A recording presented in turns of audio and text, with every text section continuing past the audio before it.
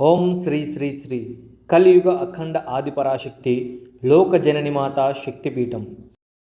మూలమంత్రం ఓం గం గణపతయే నమః. దిగంబర దిగంబర శ్రీపాదవల్లభ దిగంబర.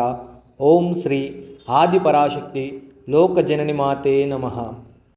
4 యుగాల సారాంశం కృతయుగం, త్రేతాయుగం, ద్వాపరయుగం నుండి కలియుగానికి అమ్మవారు శ్రీ పూజ్య శ్రీ శ్రీ నరసింగ భవానీ స్వామీజీ గారిపై ఆవాహించి కని విని ఎరుగని రీతిలో సాత్విక బలులతో యావత్తు శక్తిపీఠాల నుండి, జ్యోతిర్లింగాల నుండి, సమస్త పుణ్యక్షేత్రాల నుండి కదిలి వస్తున్న ఓం శ్రీ శ్రీ శ్రీ కలియుగ అఖండ ఆదిపరాశక్తి లోక జనని మాత. కలియుగమునందు జగద్గురు శ్రీ ఆదిశంకరాచార్యుల వారు 2500 సంవత్సరాల క్రితం శక్తిపీఠాలలో ఉగ్ర స్వరూపాలుగా ఉన్న అమ్మవార్లకు శ్రీచక్ర స్థాపన చేసి ఉగ్రాన్ని శాంతపరిచి అద్వైత సిద్ధాంతాన్ని సమస్త మానవాళికి అందించారు.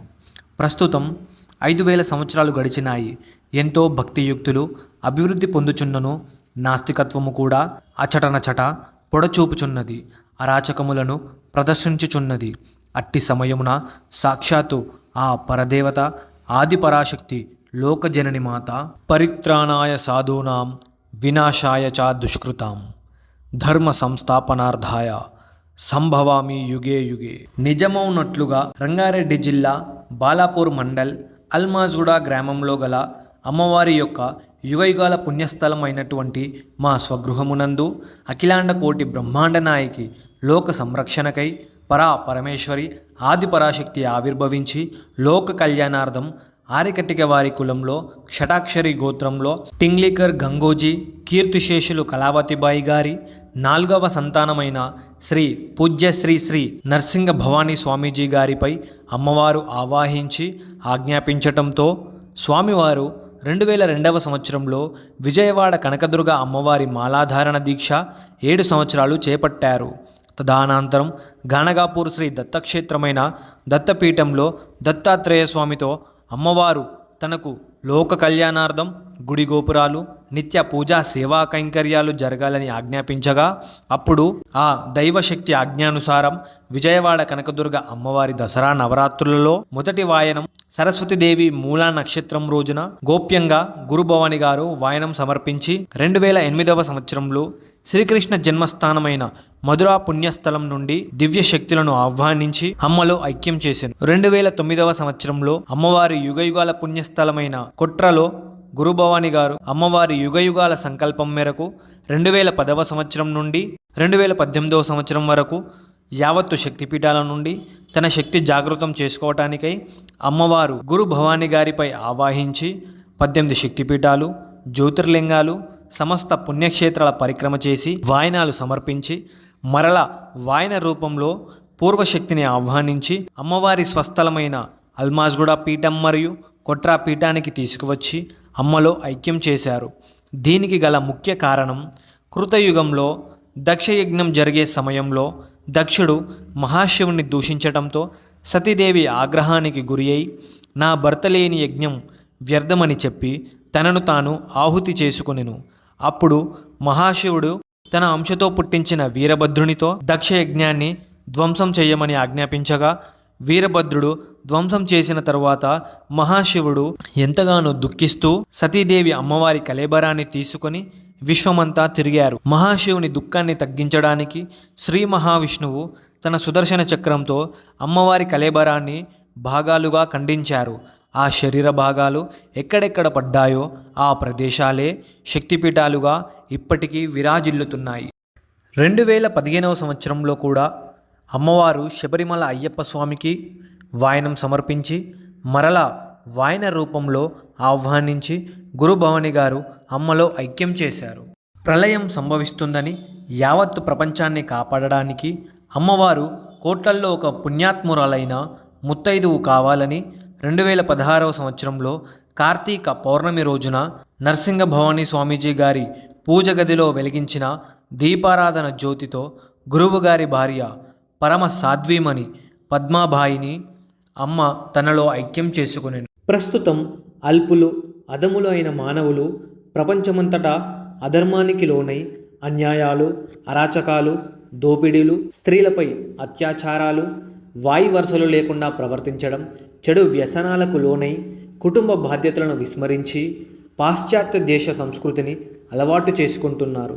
ఆదియు అంతము లేని అతి పురాతనమైన మన సనాతన హిందూ ధర్మాన్ని, ఆధ్యాత్మిక జీవనాన్ని మరచి విచ్చలవిడిగా వ్యవహరిస్తున్నారు. స్వధర్మాన్ని మరచి అధర్మానికి పాల్పడుతున్న దుష్టులను శిక్షించి శిష్టులను రక్షించుటకై ఆ పరదేవత అఖిలాండ కోటి బ్రహ్మాండ నాయకి, ఆ మణిద్వీపేశ్వరి, సర్వేశ్వరి, భువనేశ్వరి, పరమేశ్వరి, జగదీశ్వరి 2018వ సంవత్సరంలో ప్రళయాలు సంభవిస్తాయని, కరోనా లాంటి మహమ్మారులు సంభవిస్తే ప్రజలు పచ్చటాకుల్లాగా రాలిపోతారని అమ్మవారు ముందస్తు జాగ్రత్తగా పూర్ణకుంభ మహోత్సవాలు చైత్రమాసం శుద్ధ పాడ్యమి నుండి మొదలుకొని వైశాఖ పౌర్ణిమ వరకు 45 రోజులు గురు భవానితో పాటు శిష్యులందరూ కూడా దీక్ష తీసుకొని యాగం నిర్వహించి శ్రీలంక శాంకరదేవి అమ్మవారికి వాయనం సమర్పించి తిరిగి వాయన రూపంలో అమ్మవారిని ఆహ్వానించి అల్మాజ్గూడ పీఠంలో మరియు కొట్రా పీఠంలో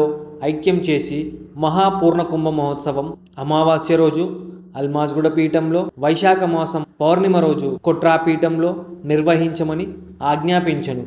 ఆ విధంగానే ప్రతి సంవత్సరం మహాపూర్ణకుంభ మహోత్సవం నిర్వహిస్తున్నాము.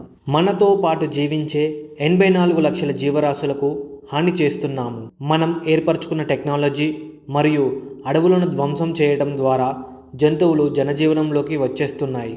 కొండలను కూల్చివేయడం, వ్యవసాయ పంట భూములలో ఫ్యాక్టరీలు పెట్టడం ద్వారా నీళ్లు, గాలి, పసిపిల్లల పాల దగ్గర నుండి మనం తినే ఆహారం, ఆరోగ్యం వరకు కలుషితమైనాయి.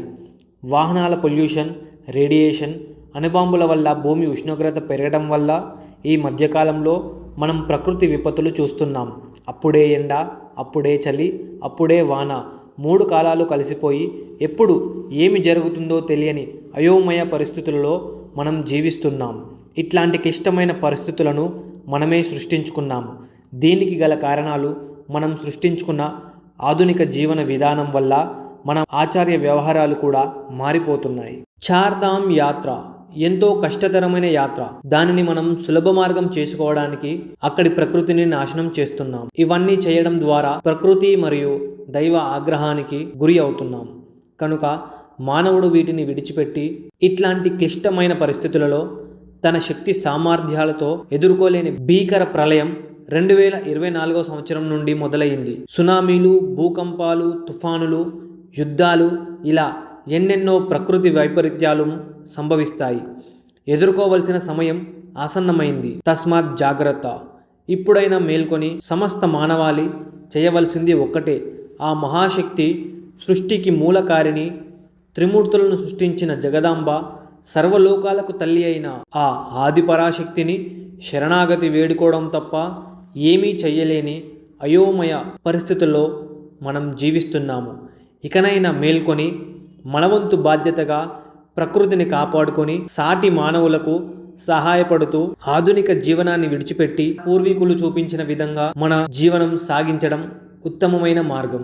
అన్ని దానాల కన్నా అన్నదానం మిన్న. కనుక సమస్త భక్తుల యొక్క సకల దోషాలు తొలగిపోవడానికి అమ్మవారి ఆజ్ఞానుసారం 2023వ సంవత్సరం నుండి ప్రతి శుక్రవారం అమావాస్య రోజులలో అన్నదాన కార్యక్రమం నిర్వహిస్తున్నాం. ఈ అన్నదాన కార్యక్రమం నిర్వహణ ఎల్లప్పుడూ కొనసాగడానికి భక్తులు తమ శక్తి కొలది ధనరూపేణ, వస్తురూపేణ విరాళాలు సమర్పించగలరు.